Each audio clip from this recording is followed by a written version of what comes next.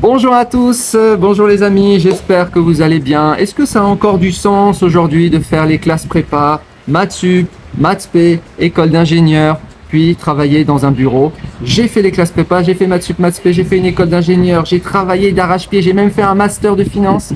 J'ai été esclave de bureau pendant des années pour finir créateur de contenu pour aboutir à faire des vidéos telles que le coût d'une passe maritale, ou bien faut-il marier un trans-maghrébin à Bali? Je veux dire, tout ça pour ça. Est-ce que c'est pas du gâchis quelque part?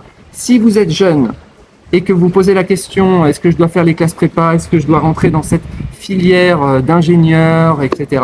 Eh bien, je vais vous donner mon avis dans cette vidéo qui m'a été inspirée par une autre personne qui a le même parcours que moi, octobre 4623, qui a fait les classes prépa, qui a fait les concours, une école d'ingénieur, qui a travaillé d'arrache-pied. Il n'en pouvait plus et il a enfin réalisé son rêve, vendeur de kebab au Maroc. Bravo, octobre 4623. Mais peut-être que si ton rêve c'était d'être commerçant donc au Maroc, peut-être que tu aurais pu éviter de passer par toutes ces années de dur labeur, parce que c'est difficile, les classes prépa. Voilà, donc ça va être la question du jour. Si vous avez d'ailleurs fait les classes prépa, vous êtes ingénieur, vous êtes ingénieur de bureau, vous me regardez, alors même que vous êtes esclave de bureau, mettez un commentaire pour voir si vous êtes d'accord avec mon avis sur les classes prépa aujourd'hui. Avant de vous donner mon avis, comme d'habitude, je vais vous montrer où je suis. Je suis à l'hôtel Intercontinental, une petite merveille. Je me suis installé ici, mon bureau du jour. Magnifique. Ciel bleu soleil comme d'habitude. Pas beaucoup de monde. Il doit être environ 14 h. Ça va, aujourd'hui il fait pas trop chaud non plus. Là ils ont carrément des espèces de lits de piscine. Je ne sais pas comment appeler ça. Piscine, plusieurs piscines, hein, plusieurs bassins. Absolument magnifique.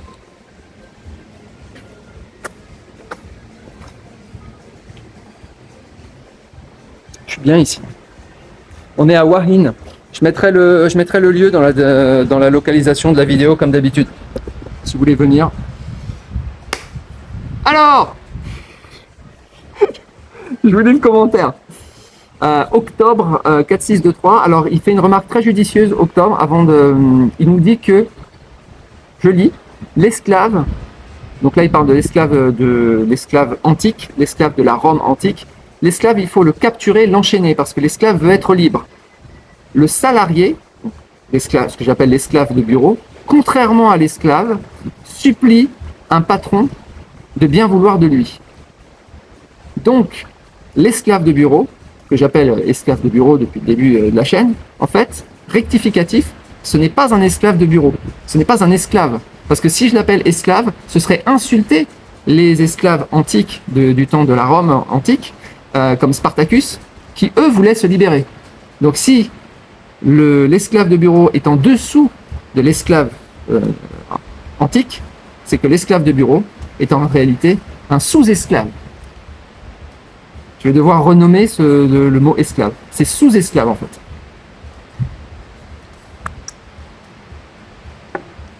Tous ceux qui sont heureux et qui travaillent dans un bureau, et que vous suppliez votre employeur de vous garder, vous êtes des sous-esclaves.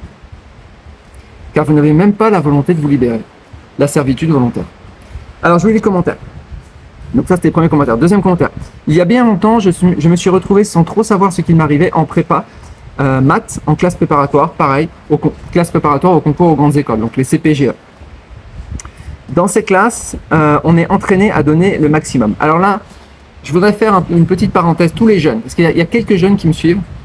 C'est vraiment une espèce de chaîne causale, c'est-à-dire que vous allez perdre en fait la maîtrise ou la possibilité de choisir. Je vous explique. Vous êtes bon en première terminale. Vous avez été identifié comme étant dans le premier quart de la classe.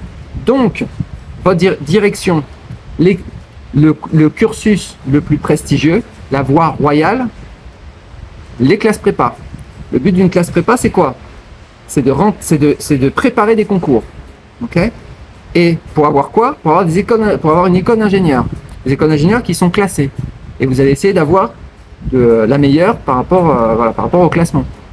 Savoir que tout ça, c'est pas forcément votre choix, c'est pas forcément ce que vous aviez décidé, parce que elles sont classées dans un ordre complètement aléatoire. Il y a, je sais pas, il y a des écoles de chimie qui sont avant des écoles de BTP, qui sont avant des écoles de textile, qui sont avant des écoles d'électronique, d'électrotechnique, d'informatique, etc. Mais vous, qu'est-ce que vous avez envie de faire? Posez-vous la question. Parce que quand vous allez rentrer en prépa, vous allez être tellement brainwashé, vous allez tellement être focus sur votre travail que vous allez être entraîné par le groupe et par les profs qui veulent en fait avoir la meilleure école pour vous, c'est-à-dire la meilleure dans le sens où c'est la mieux classée, avec des classements complètement délirants. Peut-être que vous avez envie de faire de l'informatique. Moi, c'était mon cas. Moi, j'étais un geek, je voulais faire de l'informatique. Donc déjà, je suis arrivé en prépa, j'ai pas compris. Il y avait pas d'informatique, il y avait que du MATLAB et du Mathematica, c'est-à-dire des mathématiques financières. Moi, je voulais vraiment faire de l'informatique. Pour moi, honnêtement, si c'était à refaire, rien que pour ça, j'ai pas besoin du tout de rentrer dans ce cursus pour faire de l'informatique. Je voulais faire que de l'informatique. J'aurais mieux fait d'aller en IUT informatique ou de faire des certifications directement et d'aller sur le marché de l'emploi. Parce que là, pourquoi avoir un tel niveau de mathématiques pour rien? C'est une vraie question. En tout cas, le fait de rentrer dans ce système, vous allez perdre en fait le contrôle de votre vie. Et vous allez vous retrouver en quelques années, vous allez retrouver avec un costard cravate dans une entreprise à vouloir, parce qu'on vous a fait croire que c'est ce que vous vouliez, c'est-à-dire rentrer dans une entreprise et avoir une carrière avec un bon petit CDI. Donc, c'est un effet boule de neige en fait. Vous savez pas ce que vous voulez faire, vous êtes bon dans les matières scientifiques, direction ingénieur. Vous avez envie d'être ingénieur?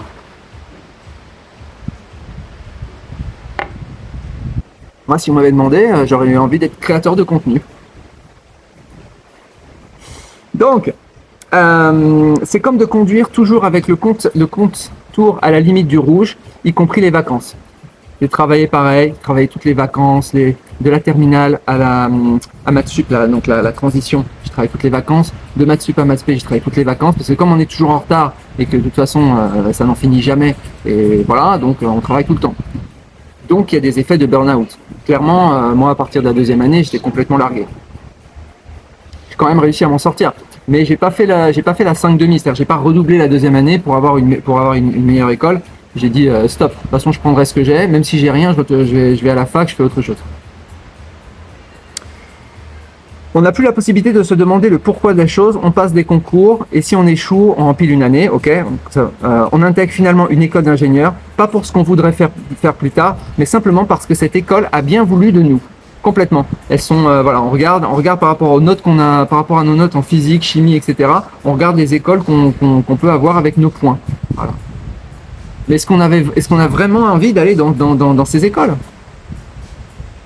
C'est tellement étrange quand on y réfléchit. Ce système n'a absolument aucun sens. De toute façon, faut bien voir un truc, c'est que même le concept d'ingénieur n'existe qu'en France. Hein. Les écoles d'ingénieurs, ça n'existe qu'en France. Ils ont été obligés de faire des équivalents Master 2 pour essayer de coller à ce qui se faisait à l'international. Mais sinon, ça n'a aucun sens. Vous arrivez à Singapour, vous dites que vous êtes ingénieur, les gens ne comprennent pas. On attaque finalement une école, ok. Quelques années plus tard, rebelote, on est sur le marché du travail et on fait tous les efforts pour qu'une entreprise veuille bien de nous. Alors là, on est vraiment durant les années. Alors ça, c'est un point. Donc je vais donner les points qui font en fait que je ne referais pas prépa si j'étais jeune aujourd'hui, si j'étais en terminale et que je devais me décider, je ne referais pas prépa, mais clairement pas. Alors, plusieurs raisons. Première raison, c'est que moi, je suis un passionné en fait des matières scientifiques. Okay, et la prépa, pour moi, c'est tellement du bachotage et c'est tellement la préparation au concours qu'en fait, ils vont vous dégoûter des matières scientifiques. Moi, j'aime bien prendre le temps. Et en fait, vous n'allez pas avoir le temps. Ce que vous devez, c'est cartonner les exercices. Vous devez être très fort sur les exercices pour préparer les concours. C'est ça qu'on vous demande. On vous demande pas d'aimer en fait la science. Moi, j'aimais la science. Moi, j'étais un gars, et je refaisais les expériences chez moi. Hein. Ça prend du temps. Moi, j'étais un passionné. Ensuite, on continue. Autre problème, c'est qu'en fait, on nous apprend à être un bon petit soldat, c'est-à-dire à être complètement soumis. C'est-à-dire, ils vont briser complètement votre volonté. On le voit par exemple sur les cols. Les cols, en fait, c'est des interrogations orales qu'on a le soir, peut-être 2-3 fois par semaine. Donc on passe au tableau et là on est humilié complètement, on se prend des tôles et ça fait plaisir au professeur. Donc il casse en fait la volonté, la liberté qu'on a, donc ils vont nous briser en fait. Alors qu'est-ce que ça produit? Ça produit en fait c'est presque une discipline martiale en fait, c'est presque militaire, ok? Donc ça produit des gens qui sont très durs, ok? Qui sont résistants, mais qui n'ont pas de volonté de se libérer, malheureusement. Donc voilà, apprendre à être un bon petit soldat, donc ça veut dire rentrer dans le rang, donc ça veut dire la carrière, donc ça veut dire évoluer avec les grades, etc. Donc on rentre dans tout ce système franco-français. Mais quand on sort de France, malheureusement, tout éclate. Donc c'est presque une secte en fait. Le système d'ingénieur, le système de recrutement, de CDI, les carrières, les titres, vice-président, senior associate, senior machin, je sais pas quoi, management director, ce que vous voulez. Tout ça, c'est des petites étiquettes. Moi, la seule chose qui m'intéressait, à part les matières elles-mêmes, c'est l'argent. Et ça, ils n'aiment pas ça.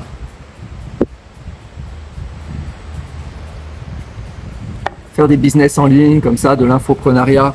Vous parlez de ça des ingénieurs qui ont aujourd'hui donc 20 ans dans des bureaux, c'est des grands managers dans des bureaux. Mais moi je leur dis ce que je fais et ils vont me rigoler au nez.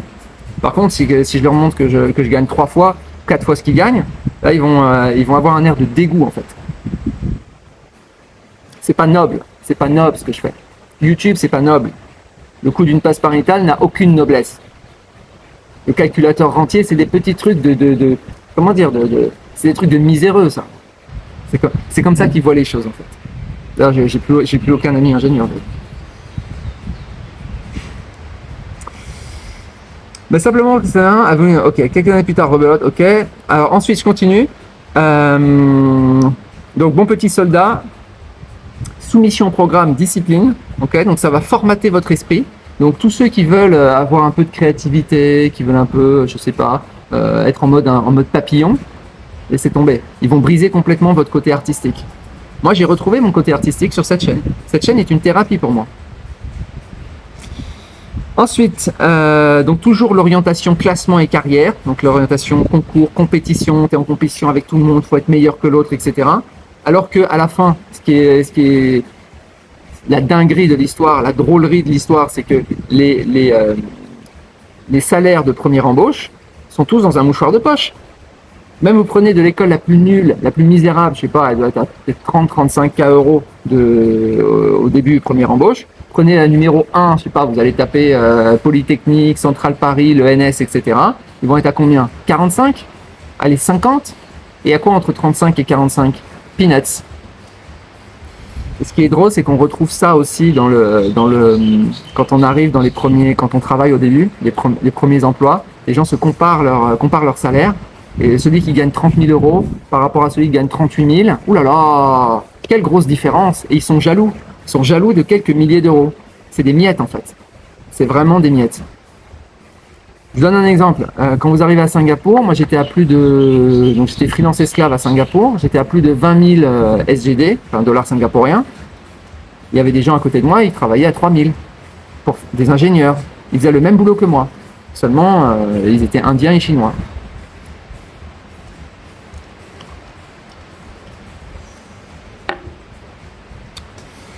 Donc, on continue. Apprendre des choses qui ne servent à rien. Donc oui, donc j'ai appris énormément de choses qui ne servaient à rien et c'est dommage parce que alors il y a toujours cet argument de dire oui mais ça pourra toujours te servir, oui mais ça t'a préparé ton esprit, oui mais ça t'a donné la discipline, etc. Du vent. La vérité c'est que même par la suite dans des projets perso dans le cadre de l'informatique, j'ai dû remettre le nez dans des choses, des éléments mathématiques on va dire. Et il n'y a aucun souci à aller apprendre de nouvelles choses au moment où on en a besoin. Et on n'a pas besoin d'avoir un background aussi important de maths qui ne sert strictement à rien. J'aurais mieux fait de bosser l'informatique pendant 2 ans de plus, si c'était à refaire. Donc on continue. Alors c'est utile néanmoins c'est utile pour trouver un emploi en France parce qu'ils vont regarder si vous avez une école d'ingénieur ou pas.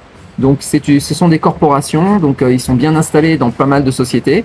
Donc s'il y a des personnes qui ont fait la même école que vous, il y a un petit effet de réseau, un petit effet de communauté, un petit effet de voilà, on est de la même famille. Alors ça n'existe qu'en France. Parce qu'en dehors de la France, on ne sait pas ce que c'est une école d'ingénieur. Et même les écoles, je veux dire, elles ne sont pas connues. À part les 3 premières, vous allez à Singapour, même les mines ou Central Paris, ils ne connaissaient même pas.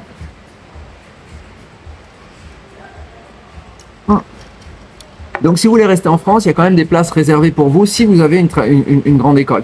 Mais là, pareil, vous construisez votre petite cage dorée. Typiquement, voilà, dans certaines écoles, ils arrivent directement à la Société Générale pour faire trader. Voilà, c'est du classique, c'est du connu. Ils sont entre eux. Et derrière, en plus, c'est vraiment je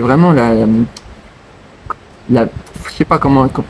Je veux dire, quand les gens arrivent dans des entreprises qui ont des écoles d'ingénieurs en fait différentes, en fait, ils se méprisent les uns les autres. Se regardent, se méprisent comme ça. Ah, toi, tu as une école qui est moins bien dans le classement, tu dois vraiment. C'est-à-dire que c'est presque pas normal. C'est-à-dire qu'on devrait retrouver en fait la hiérarchie. C'est-à-dire qu'ils s'attendent à retrouver la hiérarchie des écoles dans la hiérarchie des entreprises. C'est-à-dire que vous pouvez pas avoir, par exemple, moi à un moment donné, il y avait un gars de Central Paris, il était en dessous de moi. Et ça jasait parce que moi j'ai pas fait Central Paris. Je disais mais c'est pas possible. Comment ça se fait qu'il est en dessous de lui? Tu vois, il a fait Central Paris, mais c'est un débile. C'est possible aussi, hein. Bref, donc voilà, donc je referai pas aussi pour tout ce qui est humiliation, dénigrement, etc. Je veux dire, je me souviens en maths spé, c'est constant en fait. Ils se font un plaisir. J'ai l'impression que les profs en fait de prépa sont sadiques. En fait, s'il y a des profs de prépa qui me regardaient, même si vous vous souvenez de moi, si vous êtes encore en vie, vous êtes un ancien prof de prépa, je vous dis pas bonjour, hein, je vous tire pas mon chapeau. Je me souviens des profs de maths en spé, comme ça, ils arrivent, ils distribuent les copies. Alors par ordre, alors des fois c'est par ordre du plus nul au meilleur, et parfois c'est du meilleur au plus nul. Donc là je me souviens, cette fois-ci c'était du meilleur au plus nul. Cette prof, je vais pas donner son nom là, quoique j'ai vraiment envie. Hein. Donc elle distribue les copies, elle donne voilà, les 3 premiers. Alors les notes en prépa, c'est des taux là. Donc premier, très bon travail, 5,5 sur 20. Ah c'est ça. Hein. Deuxième, 5,25, c'est très précis aussi. Troisième, 5. Pour tous les autres, je ne vais pas distribuer la copie. Donc, je vais la mettre. Donc, ça, c'est la prof qui nous dit. Je vais mettre à la poubelle et vous viendrez chercher votre copie à la fin du cours. Donc, à la fin du cours, tout le monde se précipite dans la petite corbeille pour trouver sa copie. Je me souviens, j'ai plein d'anecdotes comme ça. J'ai jamais parlé de cette période de ma vie, la prépa. Dites-moi si vous voulez que je fasse plus de vidéos. Même que je donne les noms des profs. Je sais pas s'ils sont encore en vie parce que ça fait longtemps quand même. Hein. Ils étaient vieux déjà. Il y en a une comme ça, je récupère ma copie dans la poubelle, une fois, et puis je vois, il n'y a même pas de notation. Je me dis, chouette, en fait, elle s'est plantée, elle a oublié de noter ma copie. Et là, je lui dis, il y a un problème, ma copie n'a pas été notée. Vous pouvez noter ma copie, s'il vous plaît? Et elle me regarde comme ça, elle me dit, mais vous croyez que c'est nécessaire que je note votre copie, monsieur? Je dis, quand même, c'est bien. Elle me dit, ok, donnez-moi votre copie. Elle prend la copie, elle ouvre. C'est les grandes copies doubles. Je pense que ça existe encore. Vraiment, c'est 2 feuilles A4 comme ça. Et derrière j'avais travaillé hein, quand même. J'avais genre peut-être 4 copies doubles. Elle ouvre. Elle ferme les yeux. Elle prend son stylo comme si elle prenait un pinceau. Et elle trace un grand trait comme ça. Genre, tout est faux. Je vais même pas regarder ce que j'avais écrit. Hein. C'est ça la prépa. Hein. Elle referme, elle me dit voilà. J'avais pas ma note, elle avait même pas mis la note, elle avait juste tout barré. Bienvenue en prépa. Franchement, je méritais pas. Ok, alors autre raison pour laquelle je ne referai pas prépa, donc je l'ai dit, c'est à l'étranger, ça ne vaut rien du tout. Pour avoir travaillé, même en Europe, hein, vous partez, ne serait-ce qu'aux Pays-Bas, ils connaissent pas les écoles d'ingénieurs. Hein. Partez au Royaume-Uni, ils connaissent rien du tout. Hein. D'ailleurs, on est mixé avec des gens qui ont des cursus très différents. Pour faire des boulots, moi je fais des boulots de business analyst, il y avait des gars qui avaient juste des business schools. Et alors qu'il y avait d'autres personnes qui venaient comme moi à l'école d'ingénieur, qui avaient vraiment qui avaient vraiment des compétences tellement trop importante, trop importante. Continue, donc celui-là c'est vraiment travailler pour rien, c'est pas du tout efficace par rapport à... Si c'était à refaire, honnêtement, je referais pas du tout ça. Je referais que de l'info, je referais que de l'informatique et je le ferais pendant une période beaucoup plus courte. Pas besoin d'aller jusqu'à un bac plus 5, la master 2 de trucs. Non, mais de toute façon, je pense que honnêtement, j'étais déjà opérationnel. Je pense qu'à 15 ans, j'aurais déjà pu faire le boulot que j'ai fait dans les boîtes. Ça, j'étais déjà, parce que je connaissais déjà la programmation.